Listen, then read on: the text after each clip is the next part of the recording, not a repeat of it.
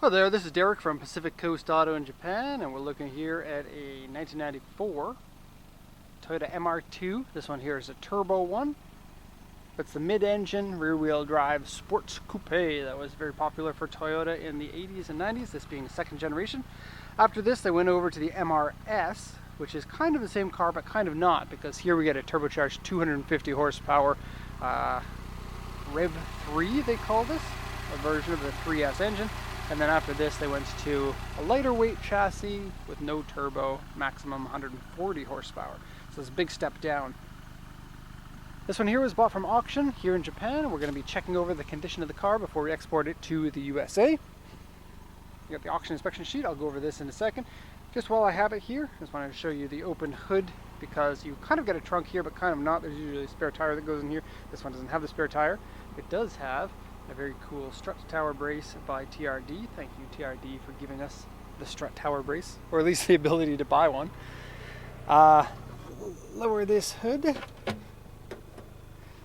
You don't get an aluminum hood with these. Tisk Toyota. Most other manufacturers had aluminum hoods for their sports cars, including Miata, Supra. Actually, Supra? I don't know. Skylines, NSX. They're all aluminum. There's the engine. There's the place to put your things. And has a cool little Toyota mat in here, which would be like a dealer option. There's some rust on there. Something was in there that was rusty. And that box there is just a Fujitsu silencer for what is most likely a Fujitsu aftermarket exhaust. Okay, close this up. I think a lot of people are curious about how much luggage room that you get in here. And it's pretty sizable for being a mid-engine car. Okay, so to the engine here. This one has just over 130,000 kilometers. The condition of it, quite good. Has a aftermarket strut tower brace. It has what looks like the original turbo in there, an HKS blow-off valve, an Apex I intake, including a heat shield, and an aftermarket intake that pulls the air from up here. These items are pretty popular with MR2 drivers. Scoop, put the air in, and if that wasn't enough, you get some double scoop action.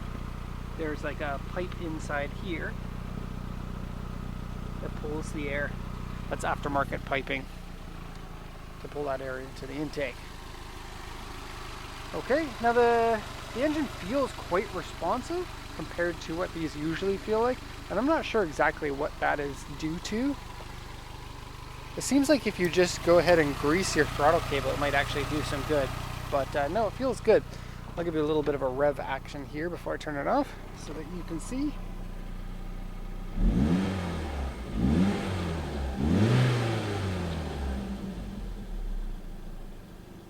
Okay, and I will come back to the interior. Oh, turbo timer.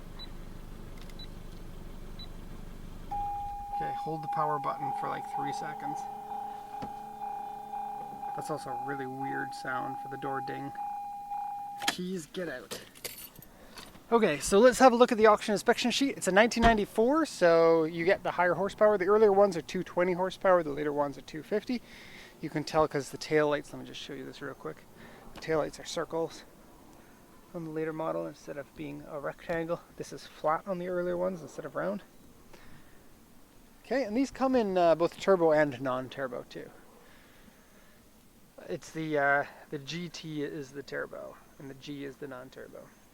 Okay, so this one here, 137, 951 kilometers at the time of auction. This is an auction rate R because it's been in a front end accident. More details on that in a second. Interior C, power windows, power steering, power windows. They say it's a turbo car, it's original white. Timing belt was changed at 132, 880 kilometers. There's history paper for that. Comes with the owner's manual. Thor is driving by. It's a Daihatsu Thor, also known as a Toyota Rumi. Okay, so front accident has been repaired. The body on it, quite good. The interior, quite good. The mechanics of it, quite good, but it has been in an accident. Pardon me for the edit there, the camera overheated. The fan inside the camera doesn't go when the video is going, and for some reason it overheats a lot these days. Time for a new camera. Anyways, gonna read the report section here. It says interior dirty, seat wear, aftermarket exhaust dented, aftermarket steering wheel, aftermarket wheels scratched, core support, right front side panel, and left front inner panel have been dented. Underside has one section of surface rust. It's actually quite clean. Looking at the body here, there's peeling paint right here. I'll actually show you that because it is right here. Underneath the headlight, you can see that tiny bit of peeling paint. I do have the headlights up. When you put the headlights down, I guess I'll do that now, but I'll show you what it looks like with the headlights up because that's cool. Look at me, I'm happy. Drive me.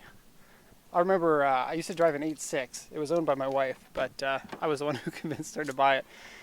The first time I drove that was like nothing else. It felt so much like the car was speaking directly to me. Drive this car. I want to be driven more. Do it. And I'd never experienced that in a car up until that point, so I had to buy it. I gave what he was asking for without trying to talk it down. Anyways, around the headlights here, you can see it's a little bit misaligned. Like the headlight cover is like this way a little bit. Now if you go to the fender, it's a little bit off as well, but only a touch. And this is the kind of thing that you can expect in an R-grade vehicle. It has been repaired. Some parts haven't been put exactly back into spec. Typical person will not notice something like this too much. And you might be able to adjust some things like the hood, the fenders, and the headlights if you wanted to tighten that up a little bit. Anyways, back to this one here, looking at the body. So a repainted panel here, repainted panel here. Those two have been replaced. The two sills have dents, but the rest of the body doesn't really have any damage. So I'll show you those dents. If you look at the underside here, this part here is a pretty big dent, but it also is underneath. So if you come up to standing height, it's really not as noticeable. Same thing goes on this side. And in Japan, this is a really easy place to get damaged, because a lot of there's a lot of this type of thing, small curbs, and then there will be like a 90-degree turn, and you need to turn around it, and because it's so tight, you don't have much room. You end up hitting the inner panels pretty often. At least I've done it once. Let me just close this. Okay. One last look at that. That black cross beam is factory, and then there's this extra one here. I'm not sure exactly how much extra strength that you get from it, but chassis members like that do make a big difference on most cars. And so, especially if like you like turning the car. Oh, it looks cool. There's actually a later model one of these. It's a non-turbo, but comes with the Alteza's Beams engine in it, and I really want to try driving one of those. Anyways, that's all there is to say about that. I'm just going to do it once around so you can see it from all the different angles. Okay, that was not the sound of my high heels. I think that the wheels look very 90s, which is kind of a good thing. People like Japanese 90s cars. Looks kind of Gran Turismo-like. You can see that intake scoop. That's something that I think is pretty easy for people to notice, that it's not an original MR2. It has that scoop on it. Maybe that's got a little something modified underneath. Tires, front are a 205 and rear is a 225. I believe those are the stock widths. Stock spoiler on there. I think an MR2 looks good stock like this and also modified. But you see these people putting big front bumpers on their cars. It's not going to have much use if you're not really, don't have anything inside there.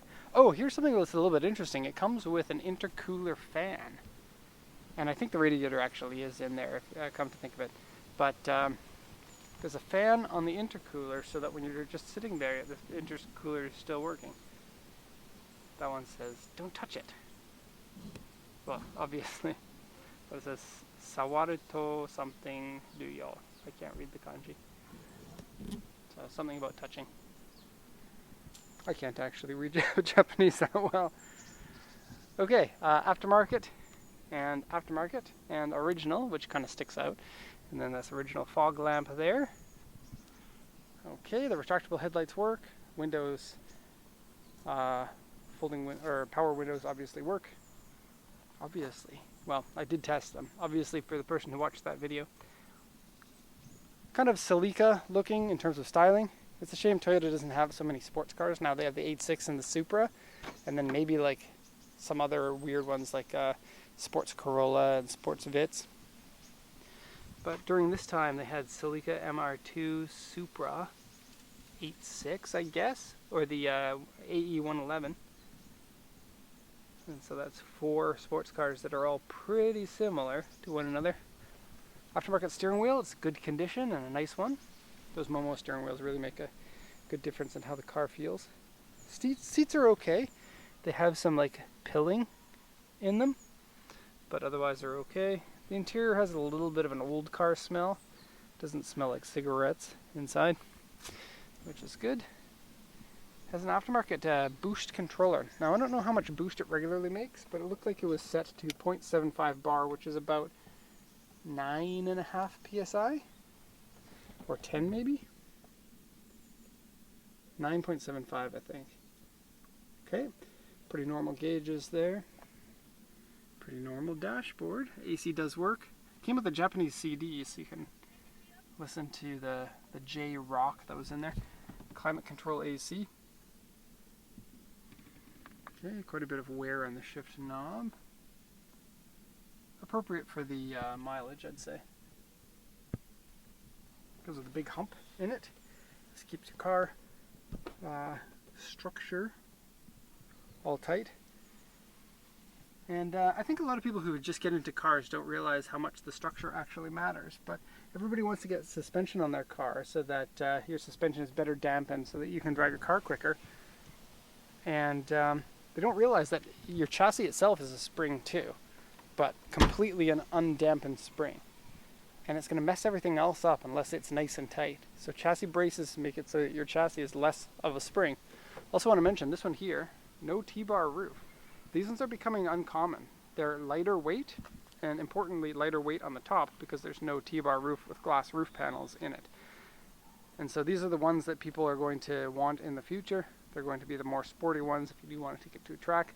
Not like the MR2 is a super popular track car, but for those who want a challenge, I suppose, they can be incredibly fast. But short wheelbase and rear wheel drive with engine on the rear wheels makes for a bit of a challenge, I would say, in terms of track driving. At any rate, there you go. MR2 from Japan going over to the USA. Hope everyone enjoyed the video. Thank you for watching, and have a nice day.